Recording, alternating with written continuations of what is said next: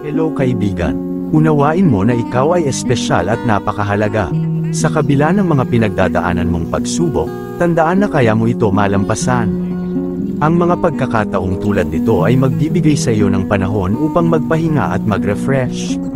Sa iyong bakasyon, ipahinga ang iyong isip at katawan. I-explore ang mga lugar na nagbibigay sa iyo ng kaligayahan at kapayapaan. Subukan ang mga bagong aktibidad na nagbibigay sa iyo ng kasiyahan, tulad ng paglalakad sa dalampasigan, pagbasa ng iyong paboritong libro, o pagkuha ng mga kuhang engkwentro sa kalikasan. Huwag kalimutan ang mga simpleng bagay na nagdudulot sa iyo ng tuwa. Masdan ang magandang tanawin, pakinggan ang tunog ng alon, at tikman ang sarap ng mga lokal na pagkain. Ang mga maliliit na sandali ng kasiyahan ay ang mga natatanging sandali na nagpapagaan ng iyong puso at kaisipan. Mahalaga rin na magbigay ng panahon sa mga mahal mo sa buhay. Makipag-ugnayan sa iyong mga kaibigan at pamilya, at magbahagi ng mga masayang alaala kasama nila. Ang mga malalim na pag-uusap at halakhakan ay instant stress relief at nagbibigay ng positibong enerhiya.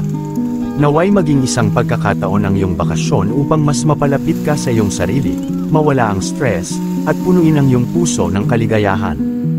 Ikaw ay karapat-dapat sa mga magaganda at masaya sa buhay. Mag-enjoy at magdiwa, kaibigan. Kung may iba ka pang katanungan o kailangan ng tulong, narito lang ako para sa iyo.